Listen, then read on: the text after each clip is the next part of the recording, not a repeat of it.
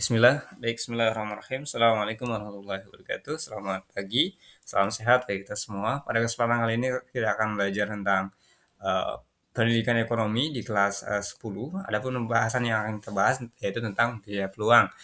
Apa sih itu biaya peluang ya? Biaya peluang itu atau dalam bahasa Inggris opportunity cost ya, adalah atau nilai dari alternatif yang harus dikorbankan ketika memilih sesuatu opsi.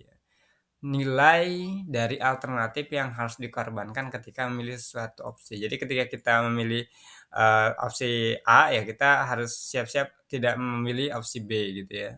Ketika kita, dalam hal, produksi misal ya. Contohnya ketika kita ada peluang, karena biaya peluangnya nih hanya minim gitu ya. Misal gini, peluang itu apa sih sebelumnya? Peluang itu adalah permintaan lah ya, bahasanya adalah permintaan. Oh, ada permintaan banyak nih, sementara itu kita kita nih nggak bisa nih, gimana nih ya? Itu kan pertanyaannya. Itu peluang gitu. Oh, oh kita lihat lihat analisa nih, analisa pasar nih. Oh, kayaknya ini lebih bagus kita produksi ini nih karena peluangnya banyak nih orang-orang masyarakat itu memilih kebutuhan dapur misalnya untuk menggoreng misal karena sering banget rusak gitu atau hal lainnya sehingga kita harus baca peluang itu gitu, peluang pasar. Atau enggak kita masuk ke daerah daerah apa namanya? Daerah perkampungan lah ya. Nah, kita lihat peluang nih. Oh, kita punya tanah nih. Tanah kita kita jadikan apa nih gitu. Apakah kita jadikan untuk apa namanya? Bangun rumah atau ataukah bangun usaha? Kita lihat peluangnya gitu. Kalau kita bangun usaha kira-kira kira-kira apa namanya? Kira-kira pasti laku nih gitu ya dan seterusnya. Nah itu kan peluangnya. Kalau biayanya itu nilainya, duitnya, uangnya gitu ya. Cost-nya yang dikeluarkan gitu ya. Oke, cost itu apa sih? Cost itu uang, teman. Oke ya. Oke, kita bahas dulu. Kenapa harus dikorbankan? Tadi ya, jadi nilai dari alternatif yang harus dikorbankan ketika memilih suatu opsi ya. Kenapa harus dikorbankan? Karena sumber daya seperti tenaga kerja, modal, dan alam terbatas serta memiliki berbagai kegunaan. Maka setiap pilihan yang kita buat berarti melepaskan pilihan lain ya. Contoh tadi ya, jika tanah digunakan untuk membangun rumah, maka tidak dapat digunakan untuk menanam padi pada saat yang sama gitu ya. Nah, itu peluangnya tergantung nih, ini punya tanah nih gitu ya. Tanah kita nih kalau kita jadikan apa rumah ya kita nggak bisa dijadikan apa namanya buat tanam padi gitu ya buat saya kita lihat peluangnya kalau peluangnya oh misal tanahnya bagus gitu ya apa namanya masyarakat juga banyak kebutuhan tentang tentang apa namanya tentang padi gitu ya kita punya tanah nih ya udah kita mau pikir-pikir nih mau jadikan untuk itu usaha atau untuk menanam padi misal atau kita jadikan rumah baku nggak bisa diapa-apain gitu ya atau apalagi nih contohnya gitu ya contohnya tadi tenaga kerja ya tenaga kerja itu di sini kan tadi ada contohnya ya dalam tenaga kerja biaya peluang muncul ketika memilih memproduksi suatu barang dan melepaskan kesempatan memproduksi barang lain ya. Contoh seorang tenaga kerja yang digunakan untuk pertanian tidak dapat dipakai dalam industri pada waktu yang sama ya gitu. Jadi ketika waktunya bersamaan dia atau bentrok ya nggak bisa gitu. Itu peluang juga gitu ya. Nah, misalnya peluangnya banyak nih ya kita apa namanya pindahin orang ya nggak bisa juga gitu ya. Ya udah kita jelaskan lebih detail lagi tentang biaya peluang ya. Kita masih di biaya peluang di sini. Kita bahas tentang biaya peluang definisinya. Ketika sumber daya terbatas digunakan untuk satu tujuan, ya misal nih sumber dayanya terbatas nih bisa dibilang langka gitu ya. Nah kita gunakan untuk satu tujuan. Nah tujuan lain yang mungkin tercapai dengan sumber daya tersebut harus dilepaskan ya. Misalnya kita ada pilihan dua pilihan ya. Ya kita harus pilih salah satu. Karena apa? Sumber dayanya juga terbatas ya. Dan kita juga lihat peluang dari itu. Jangan sampai kita memilih sesuatu tapi tidak melihat peluangnya gitu ya. Begitu. Ini yang disebut dengan biaya peluang atau alternative cost. Nah, jadi ini tuh lebih ke kebijakan kita. Kita harus bijak dalam menggunakan ya, memanfaatkan. Misal duit kita sedikit nih. Bagaimana supaya usaha kita nih, kita punya dua usaha nih. Kira-kira yang menguntungkan yang mana? Nah, gitu. Kita harus baca peluangnya dulu. Nah, itu kira-kira seperti itu ya.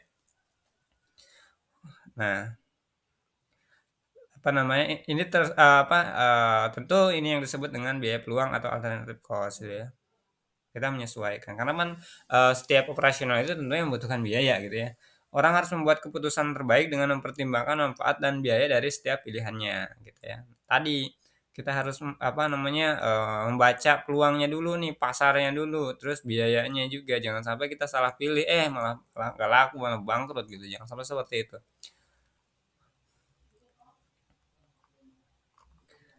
Contoh biaya peluang dalam tenaga kerja. Nah ini ya,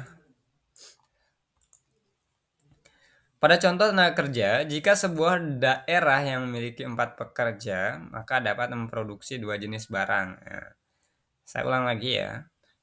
Contohnya, pada contoh tenaga kerja ya, jika sebuah daerah hanya memiliki 4 pekerja, ingat 4 pekerja, mereka dapat memproduksi 2 jenis barang. Misalnya barangnya apa nih? Di sini ada nih barang X nih ya, dan Y nih ya. Jumlah barang yang dapat diproduksi tergantung pada alokasi tenaga kerja. Jika lebih banyak tenaga kerja digunakan untuk barang X, maka produksi barang Y akan menurun dan sebaliknya. Nah, ini menyesuaikan tadi ya. Karena apa namanya? Karena peluang kita baca peluang, oh ternyata barang Y nih yang apa namanya? Yang harus dibanyakan dulu nih hari ini gitu ya. Karena banyak nih permintaan pasar gitu atau enggak banyak nih permintaan-permintaan si distributor misalnya seperti itu ya, maka kita harus menyesuaikan gitu ya. Asalnya sih tadi kan ada 4 orang, asalnya sih dua orang kan gitu, 2 orang untuk di bidang X ya atau barang X, 2 orang di bidang Y gitu ya, misal contoh gitu. Nah ini 1, 2, 3, 4 orang.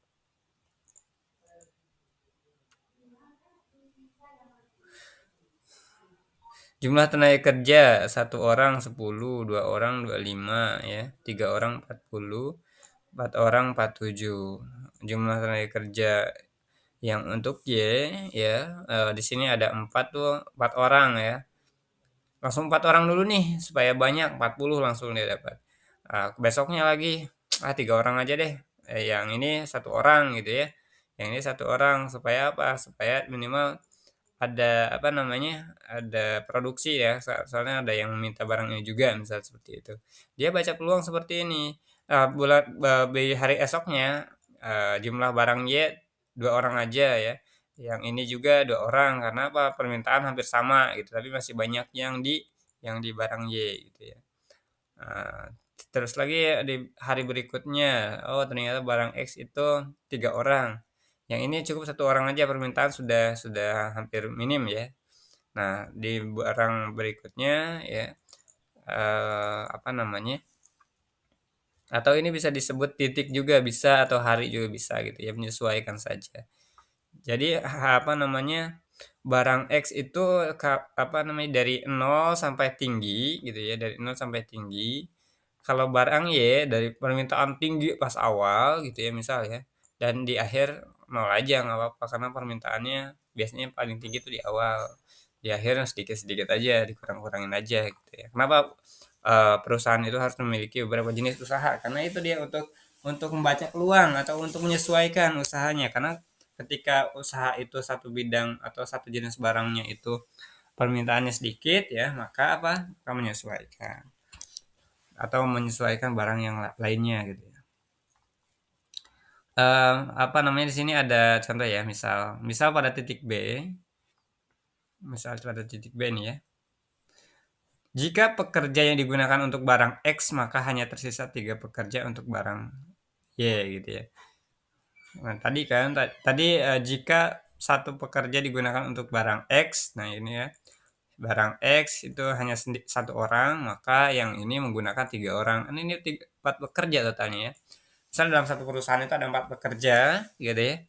Oh, hari ini 1 orang aja untuk di bidang X, gitu ya. Terus lagi di bidang Y berapa tadi? 3 orang, gitu ya. Dan seterusnya tadi sudah dijelaskan juga. Tentu ini akan menghasilkan 10 unit barang, gitu ya tadi ya. Untuk 1 orang itu. Untuk yang ini 3 orang, dia menghasilkan 38 unit, lebih banyak ya kan. Ya harusnya 10, 30 ya, nah, karena ini kan kerjanya tim ya, semakin cepat gitu ya. Sementara itu dia menghasilkan 38, 2 kali lipat gitu ya. Atau ada lebihnya gitu ya. Ini untuk barang X ya di kemudian harinya. Kita samakan saja ya 2, 2 gitu ya. Barang X 25, barang barang apa Y hasilnya 30. Apakah emang ini gara-gara masih apa namanya mudah pembuatannya gitu ya? Nah ini saya sampaikan lagi.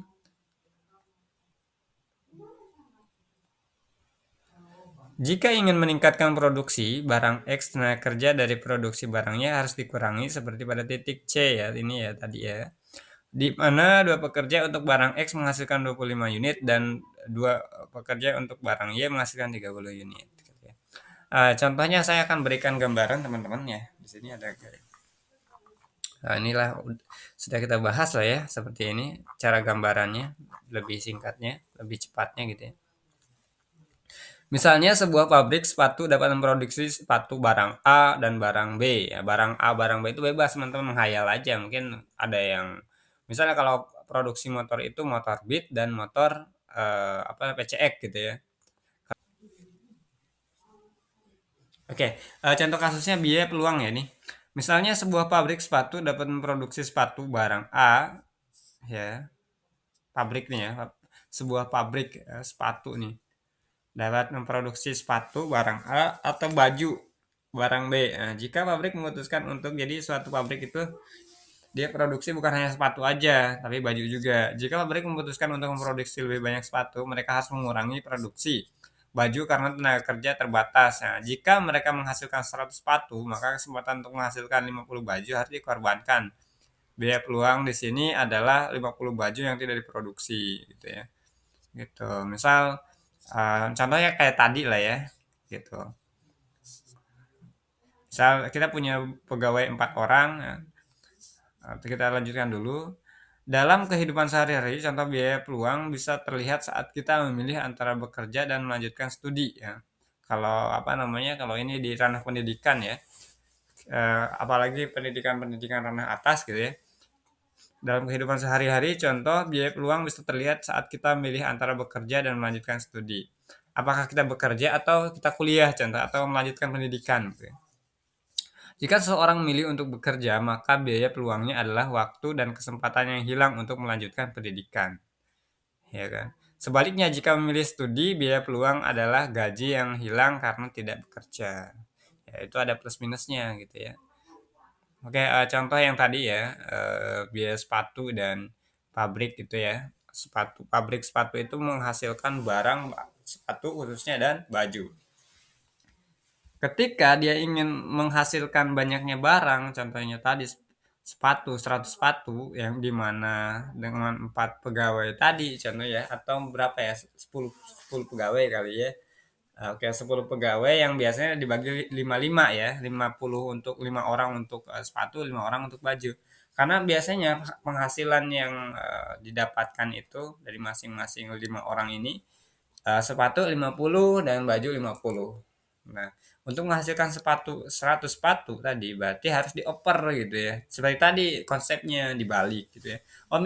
Oke, minggu ini gitu ya atau hari ini kita apa namanya? Kita produksi sepatu atau baju ya, terserah. Besoknya kita baju dibalik seperti tadi. Begitu konsepnya ya. Bisa aja seperti itu. Nah, kita masuk ke sistem ekonomi ya.